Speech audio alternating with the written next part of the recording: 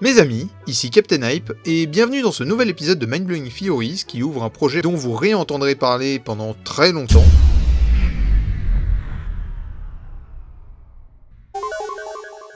Enzoul. Et un grand vide rempli uniquement d'obscurité sur des milliers de kilomètres. Le moment est venu, Captain. Alors ne perdons pas de temps. Après tout, ce serait mal poli de le faire attendre.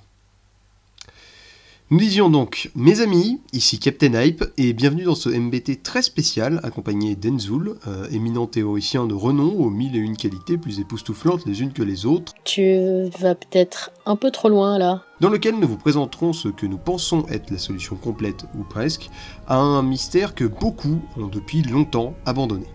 Undertale a à présent 2 ans, et si sa communauté à l'activité influente s'est penchée et a percé la plupart de ses secrets, il en est un qui, malgré tous les essais, est resté comme un mur sur lequel un nombre incalculable de théoriciens se sont cassés les dents au fil du temps, ne récoltant qu'un minimum de données, si bien qu'il reste comme un trou dans tous les modèles de l'univers du jeu qu'on veut représenter.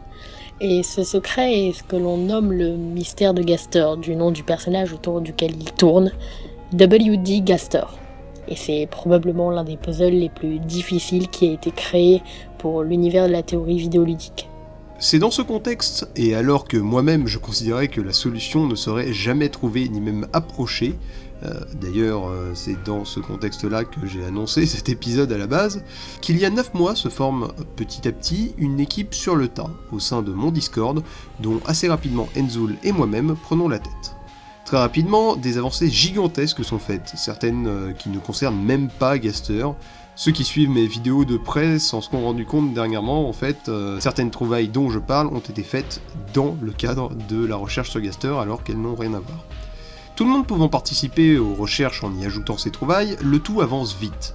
Et grâce à cette équipe non permanente composée d'une quinzaine de membres principaux avec des dizaines de collaborateurs plus secondaires, nous pouvons aujourd'hui affirmer que, si nous ne sommes pas capables de donner une réponse définitive et certaine au mystère, nous sommes au plus proche de cette solution qu'il est possible de l'être à nos yeux. Et c'est beaucoup de dire ça venant de gens qui ont autant cherché, croyez-moi. Ce MBT aura donc pour but de relater ces trouvailles, non seulement par rapport à ce qui fut gardé au final, mais aussi en expliquant les grands modèles que nous avons abandonnés en cours de route. Ce n'est pas dans mes habitudes, mais cette théorie sera divisée en 3 vidéos qui feront la même taille que celle-ci environ, bien que ce soit pas chronométré au niveau de l'écriture non plus. Je vais pas m'étendre plus que ça ici sur la raison de cette séparation, ce serait trop long. Vous avez un tweet longueur dans la description si vous voulez mes explications. Retenez juste que ce sont donc 3 parties découpées logiquement avec un rythme de sortie d'une tous les 2 jours en principe, bien que si j'ai du retard, ce sera 3 jours malheureusement, j'essaierai que ce soit pas 4. Mais je ferai de mon mieux, voilà. Mind-Blowing Theories.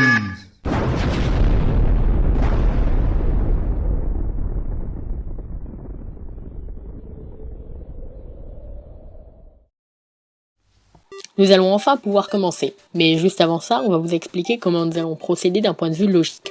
Le mystère de Gaster est un mystère, étonnant n'est-ce pas, qui repose principalement sur son nombre impressionnant d'indices très cryptiques, ce qui fait que la plupart d'entre vous ont certainement un avis sur la solution, sans même avoir vu la moitié de ce qu'il y a à voir. Nous avons pris le parti de parler d'absolument tout, car ce qui compte en théorie, ce n'est pas forcément la conclusion qu'on obtient, mais la façon dont on l'obtient. Autrement dit, dire une chose, c'est facile, le prouver, c'est tout autre chose. Donc vu qu'on parlera de tout, autant que vous repartiez de zéro. Faites comme si vous ne savez rien et oubliez tout. Prenez en compte également que pour parler de tout, on ne peut pas tout dire d'un coup. C'est logique et donc très souvent on va dire un truc auquel nous voudrions ou vous voudriez ajouter quelque chose, mais on ne pourra pas avant d'être plus avancé dans notre construction logique. Dernière chose à expliquer, la canonicité des arguments. Évidemment, pour utiliser des indices, il faut qu'ils fassent officiellement partie de l'histoire d'Undertale, qu'ils soient canon et non fanon, c'est-à-dire créés par les fans. Nous utiliserons ici le contenu du jeu Undertale évidemment, mais ajouté à cela il y a le contenu des données du jeu, même inutilisées parce que Toby cache parfois des choses. ce que l'on appelle couramment la data, et qui contient surtout deux choses qui ont été depuis longtemps extraites par les fans. Les images utilisées par le jeu, que l'on appelle les sprites, et tous les textes du jeu que l'on nomme les strings. Pas de blague à ce sujet. En dehors du contenu du jeu est considéré comme canon l'artbook déjà, ensuite ce qui est dit sur les Tumblr officiels d'Undertale et de Toby Fox, les autres ne l'étant pas donc, et également les Twitter officiels, celui de Toby et celui d'Undertale à nouveau. Précision sur tout ça. Oui, Toby a dit que rien de ce qui était là était canon. Mais Toby est un gros troll, et il blaguait, ce qui est à prendre en compte avec les infos qu'il donne en général d'ailleurs. Et au niveau de son Twitter, il a changé de tag Twitter depuis la sortie d'Undertale, puisqu'il était initialement l'imprononçable Fugue Radiation, puis il est devenu Toby Fox, en passant rapidement par Dogburgle entre deux. Tout autre Twitter est un fake, particulièrement Fugue Radiation avec 2 V au lieu d'un W. Tout ceci ayant été dit, on peut y aller. Partie 1. Beware. Commençons par les bases que tout le monde, ou presque, connaît sur Gaster. Ce que l'on dit souvent, c'est qu'en jouant au jeu par vous-même, les chances que vous rencontriez des traces de Gaster, ou même, si ça vous arrive, que vous vous rendiez compte que c'est lié à lui, sont minuscules. Le premier contact qu'on donne généralement avec lui est une des nombreuses phrases de la River Person, le personnage qui vous transporte de zone en zone sur son bateau. « Beware of the man who speaks in hands ». Attention à l'homme qui parle avec les mains ou en main, entre guillemets. Ou encore « Beware of the man who came from the other world ». Désolé pour l'accent si jamais. Attention à l'homme qui est venu d'un autre monde. Vous avez vu ? C'est justement le titre de cette partie. Cool, non ? Et c'est vrai que la première fois que les joueurs entendent ce message en général, ils l'ignorent totalement, parce que ce type dit franchement n'importe quoi. Non, sérieusement, ce mec a fumé, c'est pas possible. Est-ce que tu as déjà entendu la vieille chanson venant de la mer ? Qu'est-ce que tu racontes, dude ?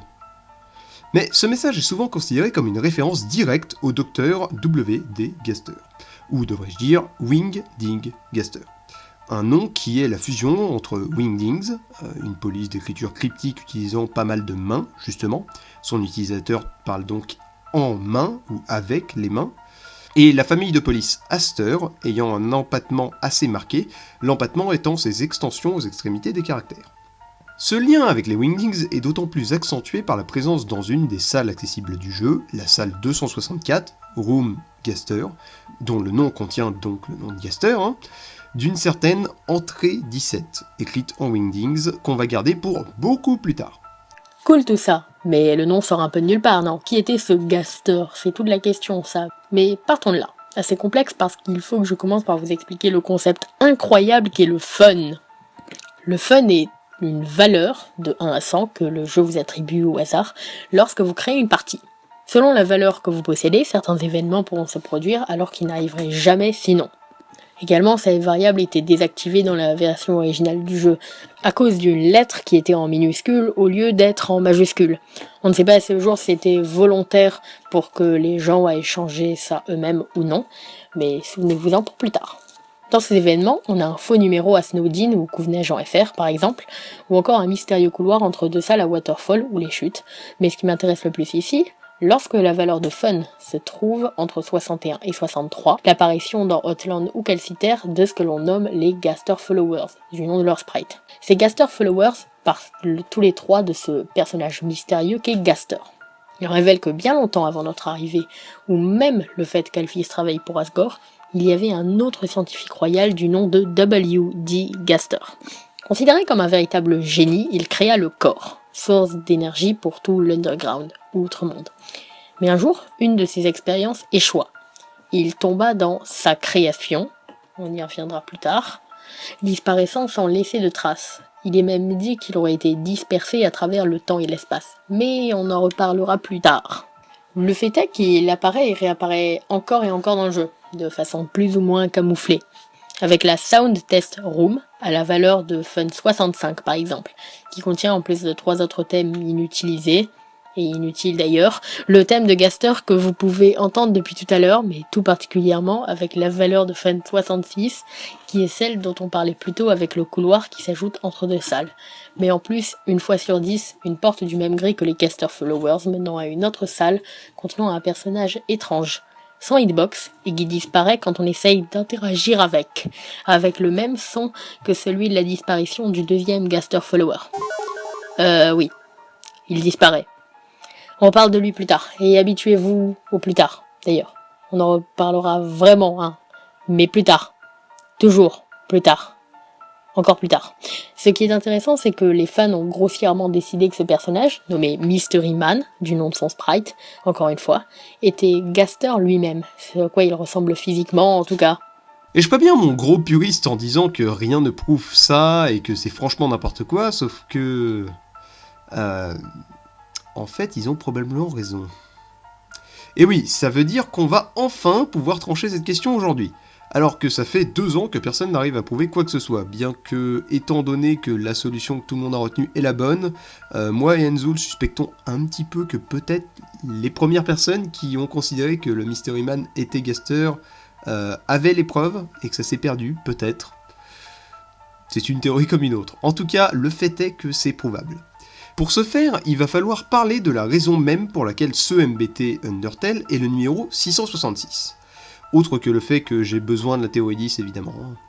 En fait, Gaster a un lien gigantesque avec le chiffre 6. Dans la data, les données du jeu donc, comme on l'a dit, on peut trouver une base de données des monstres et de leurs statistiques. Pas celles qu'on voit via l'interface de combat, les vraies statistiques utilisées pour les calculs d'attaque, de défense, etc. Ce qui est intéressant, c'est que cette base de données se termine par les statistiques de nul autre que Gaster. Numéro 666, 666 666 points de vie, d'attaque et de défense, et faisant gagner, ou perdre en l'occurrence, moins 6666 EXP et or. Le lien avec le chiffre 6 est pas encore assez évident? Bon alors je continue. Prenons la bande-son qui se joue durant l'entrée 17, nommée Smile, mentionnée plus tôt, et maintenant accélérons-la de pile 66 fois. On obtient le rire de Muffet. Coïncidence? Je ne pense pas. Ouais, je commence à aller un peu trop loin dans mon excitation là surtout. Pour finir, ajoutons que toutes les valeurs de fun dans les 60, donc lien avec le 6, sont justement, directement liées à Gaster. Les 3 Gaster Followers, 61, 62 et 63, le Sound Test, 65, et maintenant le Mystery Man, 66. Et donc justement, 66, on peut faire un lien direct avec Gaster là, à mon avis, qu'on a 2 6. Plus info de dernière minute, dans son post Tumblr sur les 2 ans d'Undertale, en montrant l'alarme Undertale, sur laquelle il travaillait doucement, Toby a inséré comme temps 66h66. Ce qui n'est pas un indice évidemment, mais juste un clin d'œil au fait que ce jeu soit lié au nombre 6 via le mystère de Gaster. Mais allez, admettons que vous n'êtes pas convaincu. Reprenons justement Smile. Devinez maintenant ce qu'on obtient si on en fait un spectrogramme. Voilà, la fin qu'on obtient, tournée à 90 degrés. Dans n'importe quel autre cas, j'aurais probablement dit que c'était une coïncidence, parce qu'on dirait vraiment un extrait d'une théorie du complot, mais là on obtient très clairement le Mystery Man, avec même possiblement le nez d'un Gaster Blaster, parce que oui, les attaques de Sans en génocide s'appellent des Gaster Blasters. Attendez un peu, encore une fois, bande d'impatients. Donc, le Mystery Man est physiquement une représentation de Gaster. Que peut-on en tirer? Pas énormément en fait, malheureusement. Le principal déjà, cependant. Ça ressemble fortement à un squelette, ce qui va totalement avec le fait que jusqu'à présent, les seuls personnages parlant dans une police d'écriture différente qu'on avait étaient des squelettes. Mais ensuite, on ne peut pas vraiment dire que les sortes de fissures sur son visage veulent dire quoi que ce soit, puisque le sprite en lui-même semble être de référence à Uboa Yumeniki, et puis de toute façon, même si ça voulait dire quelque chose, ce serait probablement juste symbolique. On a aussi possiblement des trous dans les mains, sauf que rien de sûr non plus à nouveau, parce que ça pourrait très bien juste être le fait qu'il a les poings à moitié ouverts, même si ces pseudo-trous ou fermetures semblent s'ouvrir dans la deuxième animation du sprite. Et tout ça couplé au fait que, si vous avez vu l'artbook d'Undertale, vous savez que Toby est très mauvais, mais genre très très mauvais. Même Hype serait meilleur en sprite. Mais je ne te permets pas. Dernière chose qu'on peut préciser, quand Gaster a-t-il vécu? Alors, on va pouvoir vous le prouver de façon logique avec des conclusions sur des conclusions, pour le moment seulement. Mais vous vous rendrez compte que c'est la seule solution possible avec les indices de la 3e vidéo. Gaster a créé le corps, New Home a été construite sur le corps, donc Gaster prédate New Home. New Home a été construite probablement très peu avant que les monstres n'y migrent, durant la vie de Kara, comme on l'a prouvé maintes et maintes fois. Donc au mieux, Gaster a vécu un peu avant et en même temps que Kara.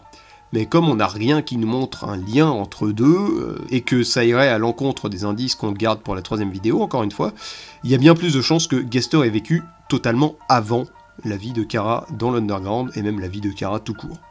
Et donc qu'il ait vécu aussi bien avant la plupart des personnages qu'on rencontre dans Undertale, que ce soit Undyne qui n'a jamais vu d'humain, Alphys qui a été scientifique royal très longtemps après lui, d'après les Gaster Followers, ou encore Sensei Papyrus, puisque Papyrus n'a jamais vu d'humain non plus. Donc, résumé, on sait toujours pas grand chose, mais c'est déjà ça. Et étonnamment, la solution pour avancer ne vient pas de Gaster directement, mais de sa relève. Partie 2. Shattered. Il est temps de commencer à parler de nos théories à proprement parler, le travail que nous vous montrerons aujourd'hui et les fois suivantes. Il se base sur 2 théories fondatrices que nous avions formulées quasiment dès le début de nos recherches. La théorie de la Fun Machine et la théorie des fragments. Si on a surtout gardé les fragments pour la base, la Fun Machine est très utile pour expliquer certaines parties du problème, et reviendra de temps en temps, surtout en approchant de la fin, donc nous expliquerons les deux ici. Commençons par la Fun Machine, qui était plutôt la mienne. Voyez-vous, si en pacifiste vous écoutez tout le jugement de Sans avant de fermer le jeu pour le réécouter ensuite, et ce 3 fois, celui-ci vous donnera la clé de sa chambre, à l'intérieur de laquelle vous trouverez une autre clé, la clé de son atelier, derrière sa maison avec Papyrus. Dans cet atelier se trouvent des tas de choses intéressantes dont nous allons reparler, mais tout particulièrement une machine qui semble cassée et que l'on ne voit pas du tout car elle se trouve derrière un rideau. Et ça, là, non, ce n'est pas une partie de la machine, ça doit être la tringle qui tient le rideau. Ce qui donne d'autant plus d'importance à cette machine, c'est ce qu'a dit Toby Fox sur Twitter à ce propos. Pour vous donner le contexte, Toby parlait du fait que des gens activaient déjà le fun manuellement 4 jours après la sortie du jeu, ce qui était un bon argument pour le fait que sa désactivation de base était volontaire. C'est sur quoi quelqu'un lui répond un peu à côté que les gens manipulent juste les fichiers du jeu pour réparer leur erreur d'avoir fait la run génocide. C'est là que Toby répond « Vous avez tous vu la fin la plus heureuse. Aucun d'eux ne pouvait réparer la machine, peu importe à quel point ils ont essayé. Personne ne le peut. » La machine dont il parle ne pouvant être que celle de l'atelier de Sans logiquement, elle a donc une certaine importance en moi. L'idée de la théorie de la Fun Machine, et retenez bien tout ça parce que ça va ressortir petit à petit de la vidéo un peu de nulle part, c'est que cette machine était en fait celle de Gaster et qu'elle permettait de manipuler le temps à la façon de la sauvegarde. Cette machine aurait été également similaire à l'Hypergunner d'Azriel, et Gaster aurait effacé le monde en l'absorbant, de la même façon qu'Azriel le fait. Mais à cause d'un accident, la timeline originale dont une partie se serait éparpillée, créant au moins une centaine de timelines liées par une valeur, le fun, alors qualifié de Fork Universal Number. Toutes ces timelines posséderaient des traces du passage de Gaster sans s'en souvenir vraiment. Ça se basait sur pas grand chose, mais l'idée était vraiment bonne au final, et c'est longtemps resté une théorie que l'on espérait être confirmée sans obtenir de résultats. Ça correspondait beaucoup au dialogue du Gunner Kid, à l'événement de fun entre 91 et 100, qui parle d'un monde où l'on n'existe pas mais qui fonctionne toujours parfaitement sans nous. La théorie des fragments, qui était un peu plus la mienne, bien qu'Enzul s'y ait rapidement joint, elle, s'est montrée bien plus facile à valider dès le départ, même si elle n'expliquait pas vraiment le passé, mais plutôt ses conséquences. Elle est née des dialogues du deuxième Gaster Follower qui est assez spécial. Car si ces deux acolytes disent quasiment la même chose avec les mêmes chances d'apparition en dehors du fun, c'est-à-dire une chance sur 2 en plus de la valeur de fun, lui est différent, son texte est différent, et il a une chance sur 5 d'apparaître et pas une chance sur 2. La base de cette théorie, c'est justement que ce Gaster Follower dit que Gaster a été brisé à travers l'espace et le temps, avant de dire qu'il sait justement tout ça parce qu'il tient un morceau de lui juste là. Et tout ceci juste avant de disparaître soudainement.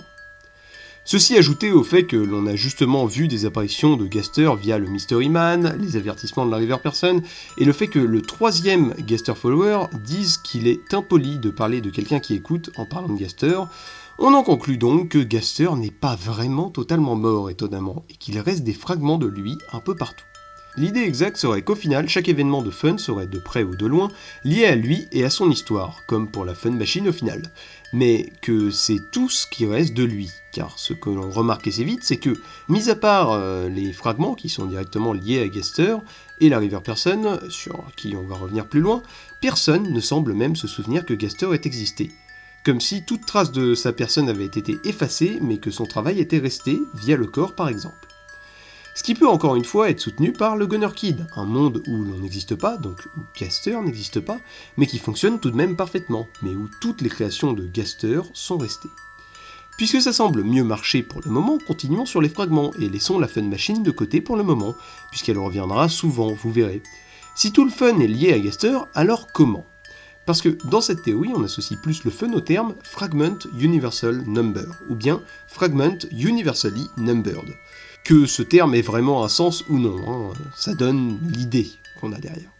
On expliquera pourquoi dans la dernière partie. Chacun des événements de fun met donc en jeu un fragment ici. Et voilà le moment amusant, ou pas d'ailleurs, où on va commencer à lister tous les indices que l'on trouvera. On a déjà la valeur de fun entre 2 et 39 qui active un appel dont on parlait plus tôt. La personne au bout du fil, c'est plus très actuel ça tient, veut parler à un certain G avant de chanter la chanson du faux numéro. Enfin, quelqu'un dont le nom commence par G. Autant dire que le lien est plutôt facile à faire, sachant qu'on n'a pas 30 000 personnages dont le nom commence par G, principalement Giftrot, un ennemi random, Gerson, Greedy et justement Gaster. On a ensuite les deux appels dans la salle au poste de surveillance de Papyrus. Le premier est l'appel dit du frigo de Sense, entre 40 et 45 de fun, où Sense nous demande si notre frigo fonctionne bien, puis selon ce qu'on répond, envoie quelqu'un pour le réparer ou dit qu'il va venir déposer les packs de bière. Là, le lien est bien plus flou, je vous l'accorde, mais ça vient de Sense, qui, on va le voir, a tout à voir avec Gaster. C'est un appel au téléphone, ce qui est très courant autour du personnage, on y reviendra aussi. Et on parle de packs de bière et de travail d'équipe, donc soit c'est un lien avec la dépression de Sense et le fait qu'il prenne de l'alcool, mais ce serait un peu extrême, soit il pense parler à une sorte de coéquipier, coéquipière peut-être. Le second appel, dit de la pizza, provient d'Alphys. Elle commande une pizza, mais envoie ce qu'elle veut via une image, ce que le portable du joueur ne peut pas lire à ce moment-là du jeu, n'ayant pas rencontré Alphys. Et non, essayer, aller voir Alphys puis revenir en arrière via le debug mode ne fonctionne pas. Lien, encore une fois, complexe. Encore le concept de l'appel, le fait qu'Alphys ait pris la succession de Gaster, et soit potentiellement plus ou moins lié à lui et l'idée de nourriture également, mais sans plus. Encore qu'on peut imaginer qu'elle commande sa nourriture car elle est occupée sur telle ou telle expérience qui sera liée à Gaster, on prouvera plus tard que ce type d'expérience existe, mais voilà. Pour sortir des appels vient ensuite Nightmare, un bonhomme de neige au visage similaire à Ice-E, qui apparaît mystérieusement à ses côtés sur les mots mêlés de Sans, au Fun 56 et 57, et dont le nom fait penser à quelque chose de négatif évidemment. Ce qu'on peut dire déjà sur cette énigme où il apparaît, c'est qu'elle a évidemment un lien tout particulier avec le terme d'enfant, puisque Kids y apparaît 2 fois et à chaque fois il est mal écrit. De plus, on remarque une certaine logique sur les mots des 2 premières colonnes. Automne, hiver, printemps et été, qui correspondent au thème des différentes zones elles-mêmes. Les ruines et leurs feuilles mortes, Snowdin où neige et sa neige, coule le non transparent. Waterfall ou les chutes avec ses fleurs et rivières affluentes pour rappeler le printemps, et Hotland ou calcitaire et sa chaleur taurine. Monstres, squelettes, sirènes et robots, qui correspondent aux boss ou aux personnages principaux des différentes zones. Toriel, le monstre de base, Sans et Papyrus, les squelettes, Undyne, la femme poisson, donc grossièrement la sirène, et Metaton, le robot qui est un fantôme mais passant. Il y a déjà une vidéo sur ça. C'est la 3e colonne qui est plus étonnante et plus intéressante du coup. Cigare, cigarette, un mot incompréhensible qu'on va quand même dire parce que c'est fun, Gias Fekle Febreber. Hype, rappelle-moi pourquoi c'est toi qui écris le script mais moi qui lis cette ligne-là. Ou son alter ego avec un U que je vais gentiment vous prononcer également. Non, c'est mort, va te faire, pour que le puzzle ne puisse pas être résolu, comme Sans le promet à Papyrus. Et pour finir, on a le mot chaud. Difficile de voir à quoi tout ceci sert, à part qu'on a un certain champ lexical de la chaleur et des flammes, et le mot incompréhensible pouvant être une sorte de cri. Mais bon, rien d'autre, on cherche peut-être un peu trop loin. Viennent ensuite les 3 Gaster Followers, dont on a déjà longuement parlé, Fun 61, 62 et 63, avec la spécialité que le deuxième Gaster Followers est le 61, donc le premier, puis que le premier Gaster Followers normalement est le 62 et le troisième est le 63. Ils sont suivis de la Sound Test Room, Fun 65, avec ses 4 musiques qui peuvent être potentiellement des indices, Ville heureuse, Usine à viande, Trouble Dingle, qui est difficilement traduisible, et évidemment le thème de Gaster. Puis directement le Mystery Man, au Fun 66 donc, ce qui va directement me permettre de corriger une chose malgré tout ce qu'on a dit avant, dire que le Mystery Man est Gaster est assez faux dans ce modèle théorique, c'est un fragment de Gaster, un reste de lui-même qui le représente plus ou moins, mais pas lui-même non plus. Il reste après la Clam Girl, un personnage qui apparaît dans Waterfall entre 80 et 89, de Fun, qui a un discours très intéressant parlant principalement de la fille de son voisin, répondant au nom de Suzy, qui serait de notre âge, tout ceci dans un dialogue au thème assez proche de ceux de Sans dans Génocide, bien qu'avec certaines idées philosophiques assez différentes, car si Sans semble très attaché à une vision déterministe du monde, c'est-à-dire qu'il pense que le futur est déterminé, calculable, Clam Girl semble plus proche d'une idée de destinée créée par une personne ou avec sa propre conscience et ses propres buts.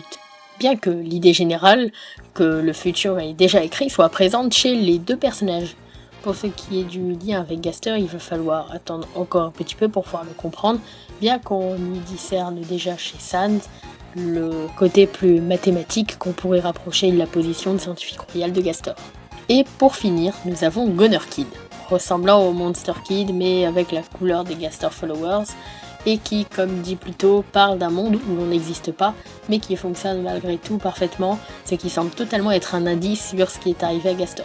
Oh, et petite précision, le nom de sprite de Gunner Kid est en fait Monster Kid Gunner, juste que la communauté l'appelle généralement Gunner Kid pour simplifier. Voilà qui termine donc notre tour du fun.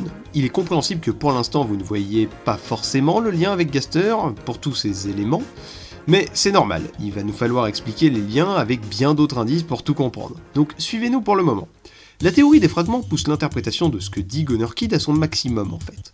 Parce que ce que l'on remarque dans le jeu, c'est bien que des tas de personnages devraient connaître l'existence de Gaster. Que ce soit ceux qui étaient vivants durant sa vie, Asgore, Toriel et Gerson au moins, ou bien ceux qui sont liés à ce qu'il a laissé derrière lui, Elfis surtout, mais Sens aussi nous le verrons. Or, personne de normal entre guillemets ne fait jamais mention de Gaster. Les seuls qui en parlent sont les supposés fragments et la River Person. Mais ce personnage semble être plus ou moins en lien avec le fait d'être un dieu et la Knowing Dog, puisqu'il peut transformer son bateau en ce chien justement, et semble omniscient. Il sait absolument tout sur Undertale en soi, comme il le montre encore et encore dans ses dialogues, l'emplacement du village de Temi, ou l'astuce pour vaincre simplement Mepheth par exemple. Gaster semble entièrement avoir été effacé de la réalité. Nous sommes dans un monde où il n'existe pas, ou bien où il n'existe plus et personne ne se souvient de lui. Et pourtant, le corps et certaines traces de lui subsistent. Le monde fonctionne malgré tout normalement, pour presque paraphraser Gunner Kid. On en conclut donc qu'il semble que Gaster ait existé, mais ait été comme édité hors de la réalité, ne laissant derrière lui que des fragments séparés dans l'espace et le temps. Et on joue sur les mots là, édité. C'est une référence à ce que sous-entend probablement le personnage, ou fragment, devrais-je dire, puisqu'il parle en Wingdings, bien qu'en minuscule, contrairement aux majuscules habituelles de la plupart des indices, du nom de Redacted. Celui-ci apparaît dans une des salles inaccessibles du jeu, la salle 272, Room Water Redacted, au milieu d'un écran noir. Il est représenté par un sprite étrange et blanc qui dit simplement Redacted. Ce qui serait donc une référence au fait que Gaster a été édité hors de la réalité. Et pour fortifier le lien avec Gaster, il y a le fait que dans la salle se joue Premonition, le thème du passage avec Sans chez Grillbees, ou encore que si vous essayez de sortir de cette salle, vous tombez sur le Sound Test. Bref, tout ceci ajouté à l'idée que l'Annoying Dog essaye de combattre le retour de Gaster avec les patchs, puisqu'il est dit que le chien essaye de reboucher les trous de son tissu, qui représentent le tissu de la réalité, qui eux-mêmes grandissent. Donc il le supprime avec les patchs, mais il revient à d'autres endroits. Tout ceci est également une preuve que des fragments peuvent exister en dehors du fun, et croyez-moi, il y en a des tas en fait. que leurs apparitions soient constantes ou gérées par d'autres variables que le fun. Alors parlons d'eux pour continuer à essayer de créer des liens. On a d'abord un fragment qu'il est peu conventionnel de mentionner, Memory Aid, ou aide-mémoire en français, dans des amalgamates ou amalgamis du True Lab. On va reparler de lui, ou d'eux puisqu'ils sont plusieurs d'ailleurs, comme quasiment tout ce qui va être mentionné là. Mais ces amalgamates ont la spécialité de ne pas sembler être une fusion de monstres que l'on connaît, et donc de ne pas apparaître en fin de jeu auprès de leur famille, puisqu'ils n'en ont supposément pas. Il y a également le fait qu'ils semblent comme entrer et sortir de la réalité en permanence, ou qu'ils ressemblent à une fusion de crânes de squelettes. Leurs attaques ressemblent beaucoup à la tête du Mystery Man et donc de Gaster. Et ils ont cette phrase très intéressante, comme Join the Fun, qui serait potentiellement une référence ou une allusion au vrai fun tel qu'on en parle depuis le début de cette théorie. Ensuite, comment ne pas mentionner la fameuse entrée 17 ? Écrite en Wingdings majuscule, ce texte se trouve dans la salle 264 ou Room Gaster comme mentionné plus tôt. Cette entrée n'est pas anodine puisqu'il se trouve que le True Lab a justement toutes les entrées sauf la 17. Celle-ci est donc celle de Gaster, mais il faut savoir que celle d'Alphys se trouve elle aussi dans les strings, les textes du jeu donc. Bien qu'elle soit redondante de quelque chose qui est dit dans la bibliothèque de Snowdin et qu'elle ne nous intéresse donc pas. Gardons tout ça pour plus tard sinon. Pour ce qui est de la suite, nous avons possiblement celui qui a engagé Muffet, un mystérieux personnage souriant qui aurait voulu l'âme de Frisk et qui serait capable de se transformer dans l'ombre, tout en ayant un grand sourire, étant donné que personne dans Undertale ne correspond totalement à cette description, bien que, comme exploré dans ton épisode sur les fantômes, Mettaton puisse possiblement fonctionner aussi. Et lisez d'ailleurs le commentaire épinglé sur cette vidéo-là, la vidéo sur les fantômes, ce qui est des autres personnages type Sense, Flowey, etc. Et qu'un fragment de Gaster collerait totalement avec ses capacités de modification de soi-même, comme du monde qui l'entoure volontairement ou non, ça pourrait donc être lié, mais on verra plus tard. Vient maintenant l'auteur du message I know what you did, un message se trouvant dans la poubelle d'Alphys en trou pacifiste lorsqu'elle se rend dans le True Lab. Le narrateur dit que ce texte est écrit avec une écriture étrange et on voit qu'il est tout en majuscule. Ce qui me fait penser à Laster majuscule, surtout que son arrivée dans l'histoire correspond au début des révélations du True Lab et que donc il pourrait être lié à Memory Aid, si ce dernier est bien en lien avec Gaster. Reste uniquement un personnage bien moins connu, le Darkman, ou comme on aime l'appeler dans la communauté en raison d'une faute de frappe légendaire de notre cher capitaine, ayant évolué et de sa forme des plus atypiques, Drake Badania. Il apparaît dans la salle où on tient le tablier dans Outland, sur la droite, sur une plateforme, une fois sur 40. Merci au Reddit Underminers pour nous avoir permis de le savoir.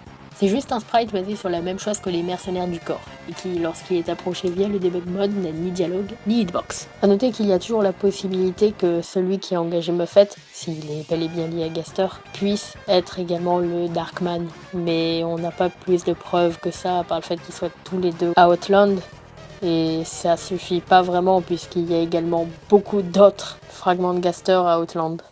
On a donc globalement fait le tour des fragments pour le moment. Pour résumer, Gaster était donc un squelette et scientifique royal d'Asgore, bien avant Alphys, s'exprimant en deux polices d'écriture, en Wingdings et en Aster. Un jour, une expérience échoua et il fut séparé en fragments à travers le temps et l'espace, en étant comme édité hors de la réalité sinon. Ce qui veut dire que des morceaux de lui réapparaissent soudainement avec plus ou moins d'instabilité, représentés par le fun, à des moments et à des endroits qui ont généralement peu à voir avec son histoire, prenant plus ou moins la forme qu'il avait ou bien la forme des mémoires de personnes qu'il a probablement connues. Mais bon, dire seulement cela, c'est omettre les plus importants des fragments. Je vais juste répéter ces mots et on va voir si vous réalisez. Squelette, deux polices d'écriture, fragments, apparaissent soudainement. Je répète encore une fois. Squelette, deux polices d'écriture, fragments, apparaissent soudainement. Je répète une troisième... Non. Ouais, c'est ça qu'on insinue. Sans et Papyrus sont des fragments de Gaster. Bon, là, deux réactions extrêmes possibles. Soit vous dites que c'est n'importe quoi, quel cas 2 secondes qu'on se justifie s'il vous plaît, soit vous vous dites qu'on a volé ça à MatPat de Game Theory, et là il y a à discuter. Je t'en prie, vas-y. La théorie de MatPat sur Gaster est franchement très bonne et possède beaucoup de points dont on va parler à partir de maintenant pendant un temps. Cependant, il se trouve que nous réclamons avoir trouvé tout cela avant lui. Alors, on dit pas ça pour dire qu'on est les meilleurs, hein, non, ça on s'en fout. L'important en théorie, ce n'est pas d'être le premier à découvrir quelque chose, c'est d'arriver à le faire malgré tout, et même à y apporter quelque chose dans l'idée. On essaie juste de vous dire qu'il n'y a pas eu de copie nulle part, hein. Et même s'il y avait eu copie, il y a eu amélioration, et la copie et l'amélioration, c'est le meilleur moyen en théorie d'avancer, et de faire avancer la communauté. Si vous voulez une preuve de ça, vous pouvez aller sur le Discord Engouement, dans la description, dans le salon Théorie Undertale, et remonter jusqu'à aussi haut que vous voudrez, et vous vous rendrez compte que nous discutions de tout ça avant ces vidéos. Même que pendant la sortie de ces vidéos, nous étions en panique totale parce qu'il était en train de tout trouver. C'était assez amusant au final d'ailleurs. Donc voilà, on est principalement d'accord avec lui, bien qu'il fasse certaines grosses erreurs en finition, et donc, au fil de sa théorie, nos avis divergent. Bien, donc du coup, revenons à nos moutons. C'est une Papyrus et chèvre, un Sans mouton idiot. seraient des fragments de Gaster. Bah, c'est assez évident en fait. Sans et Papyrus sont des squelettes, donc tout comme Gaster, on l'a déterminé. Lui possède 2 polices d'écriture et les 2 autres en ont chacun une. Ajoutons à cela que Sans semble pouvoir non seulement déchiffrer les Wingdings, comme on en parlera avec les plans dans son atelier, et qu'il utilise des Z en Astor lorsqu'il dort en génocide. Mais en plus de cela, il peut parler dans la police classique du jeu, prenant le rôle d'un semi-narrateur lorsqu'il cache son identité, parce qu'il peut faire ça magiquement étrangement. J'ajoute également, entre parenthèses, parce que ça se base sur quasi rien, qu'étant donné que Sans peut parler sans bouger la bouche et même sans faire de bruit, il est possible dans l'idée qu'il maîtrise la télépathie pour la communication, ce qui serait possible pour un fragment. Mais bon, c'est juste pour expliquer ça, hein, rien de plus.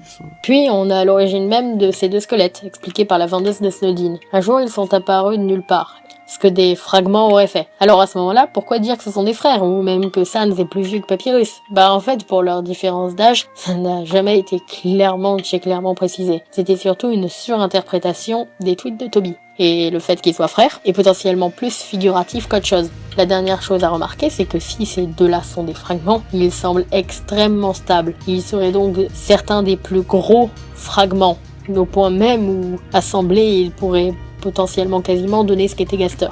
Et justement, ils sont totalement complémentaires. L'un est grand et maigre, et l'autre est petit et gros. L'un est hyperactif et plein de rêves, l'autre est paresseux et ne veut pas bouger. L'un est toujours positif et cache ses sentiments involontairement, l'autre est très négatif mais cache toujours ses sentiments de façon volontaire. Mais d'un autre côté, que serait-il l'un sans l'autre ? Se ressemblant tellement à la base. Ils aiment les blagues, les puzzles, travailler l'un avec l'autre, etc. Comme 2 parties d'une même personne. Ensuite, on a justement un indice dont on ne sait pas trop s'il est valable ou pas. Ça dépend de si les patchs sont canons ou pas. Ce qu'il semble être, étant donné la façon dont Toby parle du fun et le fait qu'il soit mentionné avec l'Annoying Dog. Mais qui est un argument qui a son importance.